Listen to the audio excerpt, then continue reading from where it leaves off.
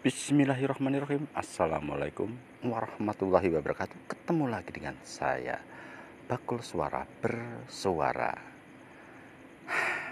Terus gaungkan, bumikan, suarakan dana pensiun bagi seluruh pribumi atau seluruh warga Indonesia tanpa terkecuali.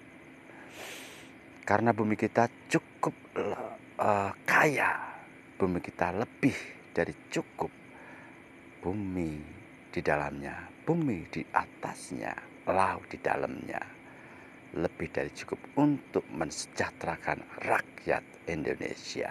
Nah, teman-teman, hari ini Rabu tanggal 12 bulan 11 2025. Nah, seperti yang teman-teman lihat di gambar ini. Nah, stop, dilarang masuk. Pengamen, pengemis, pemulung, peminta sumbangan di lingkungan Vena RT 1 RW 3. Nah, ini salah satu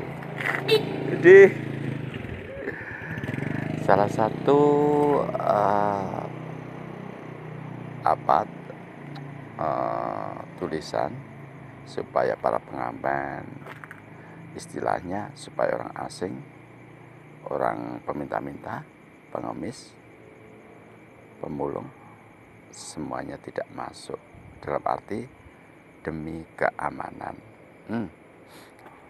Coba, pengamen, pengemis, pemulung, peminta sumbangan. Mungkin saya di antaranya, karena saya juga bagian dari orang yang tidak mampu.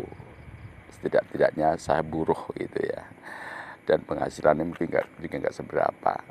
Terkadang saya kurang terima atau kurang begitu nggak tega kali ya, ketika kemudian ada terutama pemulung gitu ya, pemulung kemudian mengambil sampah. Ya kadang-kadang kalau tidak dirapikan sih mungkin juga kita agak emosi ya, terutama yang di jalan umum yang tidak artinya mereka di luar daripada lingkungan internal yang sifatnya klaster, tapi yang masih dilalui oleh jalur umum. Itu kan kita satpam tidak bisa memantau secara khusus. Kadang mereka berjalan langsung ngambil sampah. Saya kadang-kadang ngelus dada, itu orang saya, itu masyarakat saya, masyarakat pribumi, orang Indonesia. Sementara mereka di dalam negeri sambil mengais-ais sampah, itu orang Indonesia loh ya. Dan itu halal, tidak mencuri loh ya. Ya Allah, mudahkanlah rezeki mereka semua itu ya. Ya memang kadang saya tegur gitu ya, tapi dalam hati kadang nggak tega juga. Mereka juga menghidupi keluarga mereka di saat kondisi ekonomi lagi sulit seperti ini. Kalau nggak begitu mereka nggak bisa makan gitu ya. Ini fakta gitu ya. Kadang ada sih kasus kemudian ternyata seorang pengamen itu duitnya banyak, itu kan per kasus ya, dan kita tidak tahu persis ya. Tapi faktanya kemiskinan ini masih mendominasi kehidupan rakyat Indonesia.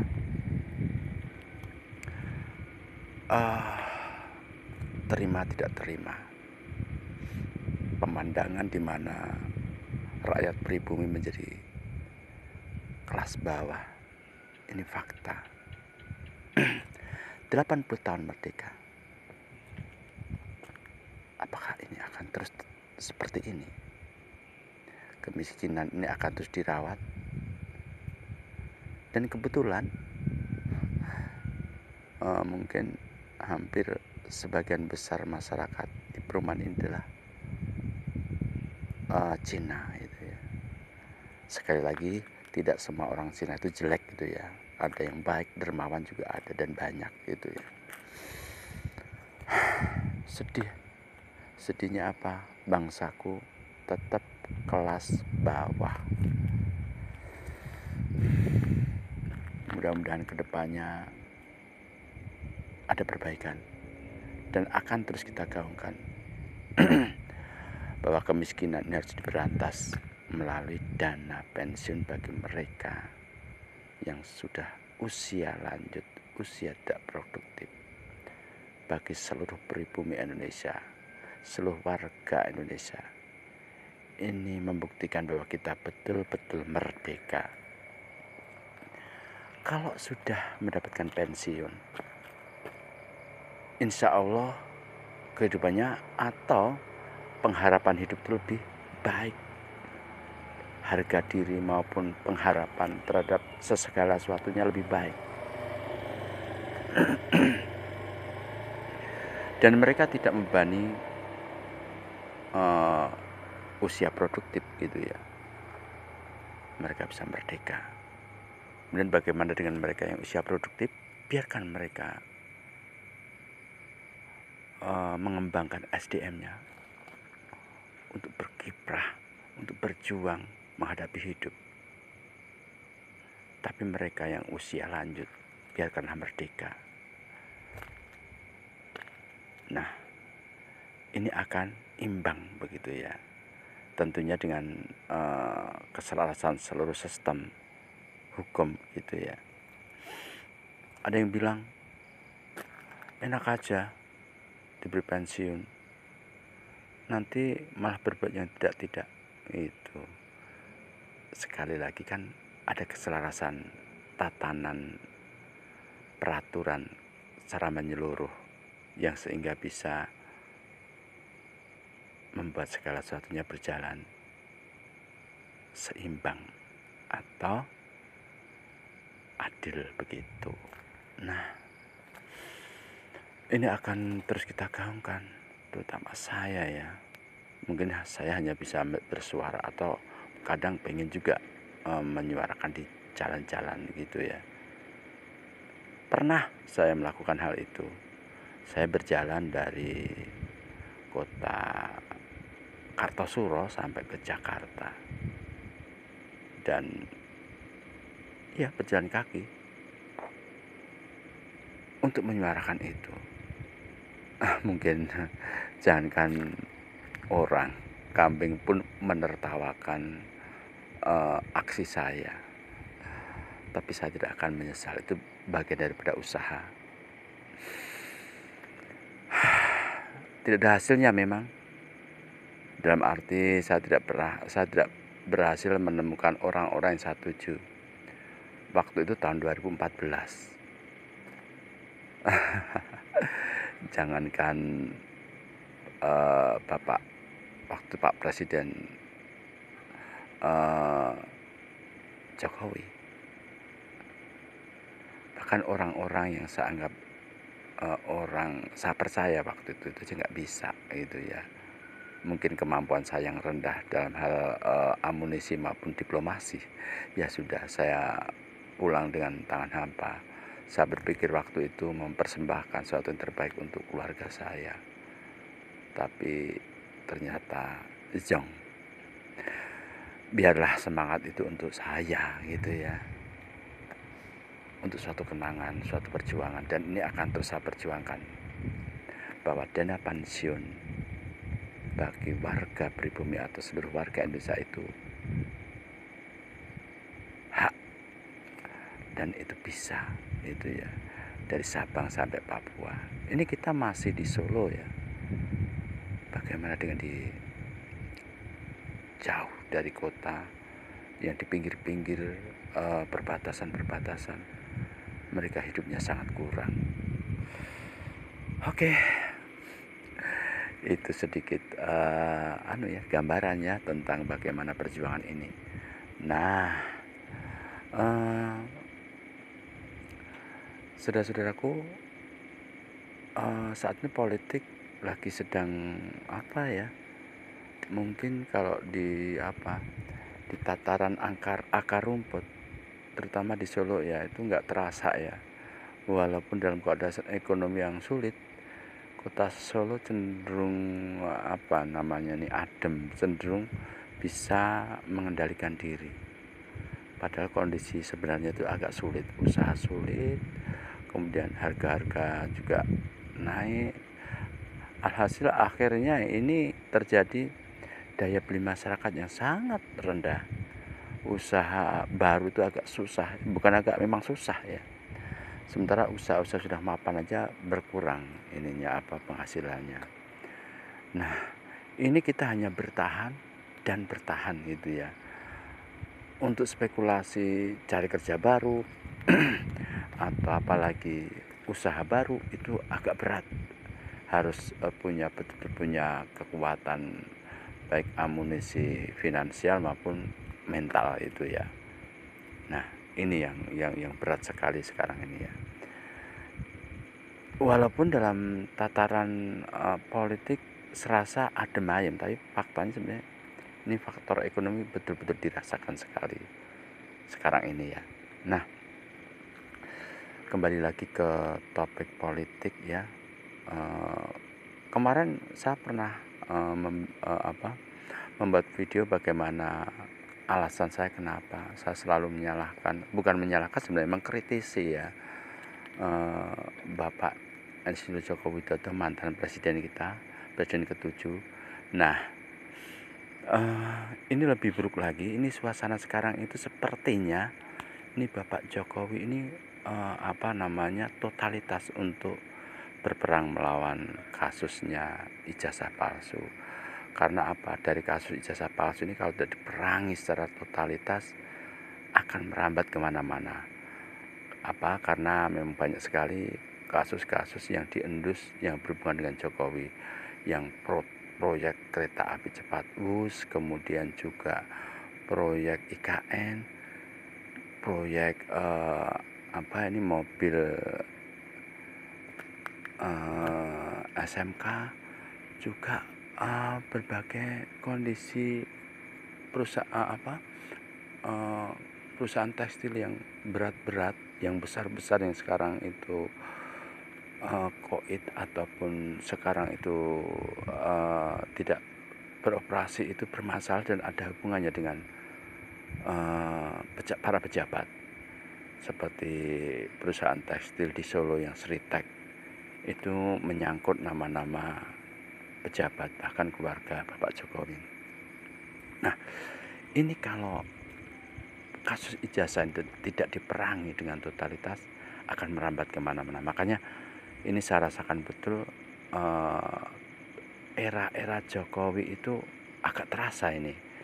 Buzzer atau relawan yang bayaran itu sekarang digencarkan sekali gitu ya. Medsos luar biasa bagaimana membentengi atau membela atau bahkan mengagung-agungkan Bapak Insinyur Jokowi dan pembangunan yang ada gitu ya. Bahkan ini mereka yang mengkritisi, mereka yang vokal seperti Roy Suryo CS ini sekarang lagi berjuang berat gitu ya. Walaupun mereka punya kekuatan lebih di Roy Suryo CS, itu mereka punya niat yang tulus, data-data real gitu ya, dan mereka punya kemampuan teknik atau keahlian di bidang masing-masing. Sementara di pihak Pak Jokowi begitu pandainya, lincahnya, Pak Jokowi tidak akan berhadapan langsung dengan perangkat hukum maupun masyarakat, para mereka yang kritis. Pak Jokowi CS akan menggunakan kaki tangan di bawahnya untuk menyerang itu semua lewat buzzer. Nah, ngeri ini ya. Maka bisa katakan masyarakat ini gampang sekali dipengaruhi itu ya. Sementara buzzer itu luar biasa serangannya. Ribuan akun sekarang mulai diarahkan untuk menyerang mereka yang mengkritisi atau yang menyudutkan Pak Jokowi sekeluarga, baik ijazah Pak Jokowi, ijazah Gibran maupun proyek-proyeknya. Ini mereka menjadi garda depan untuk menyerang ataupun menyerang balik, ataupun kalau perlu mentersangkakan atau mengkriminalisir lewat laporan-laporan para relawan atau para buzzer ini. Dan kita tahu begitu pandainya Pak Jokowi dalam hal ini, cerdas luar biasa. Atau mungkin ada orang bilang bukan Pak Jokowi, ada di belakangnya para oligarki Cina maupun mereka yang berduit itu memang betul-betul mensupport materi maupun pikiran untuk Pak Jokowi ini. Luar biasa. Tidak akan tersentuh mereka-mereka yang berhubungan dengan Pak Jokowi, baik relawan maupun keluarganya. Kita lihat seperti relawannya yaitu Sylvester Matutina sampai sekarang pun belum bisa disentuh oleh hukum, padahal sudah ingkrah 6 bulan penjara sampai sekarang ya. Udah berapa tahun ya, katanya udah ada sekitar berapa, hampir 2-3 tahun gitu ya, ini belum dipenjara, tidak tersentuh. Begitupun ketika kemudian mantunya Pak Jokowi, Bobi Nasution, ketika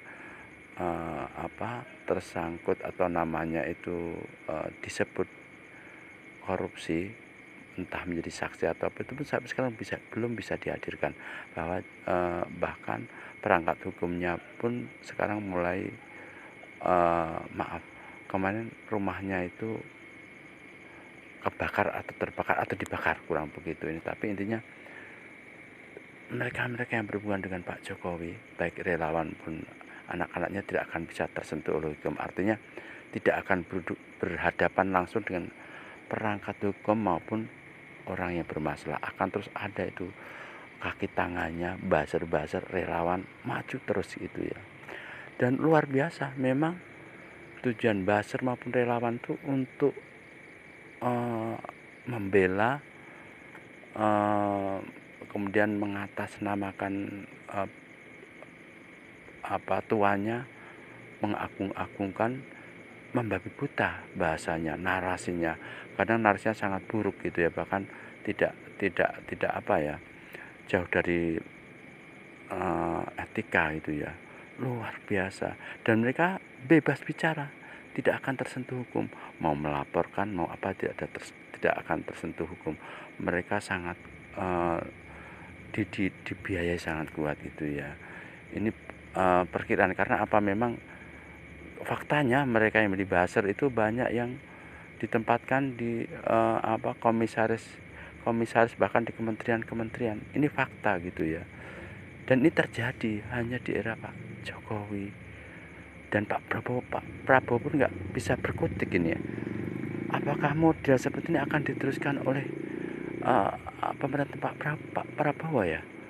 Aduh, kurang tahu ya. Tapi yang jelas ini fakta, dan kita harus menggunakan mata hati kita, nurani kita, untuk bagaimana melihat peristiwa atau kejadian sesuai dengan hati nurani kita. Tidak benar kita katakan benar, salah kita akan salah.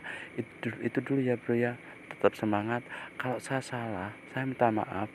Atau kalau kita berbeda pikiran, saya juga minta maaf. Itu ya.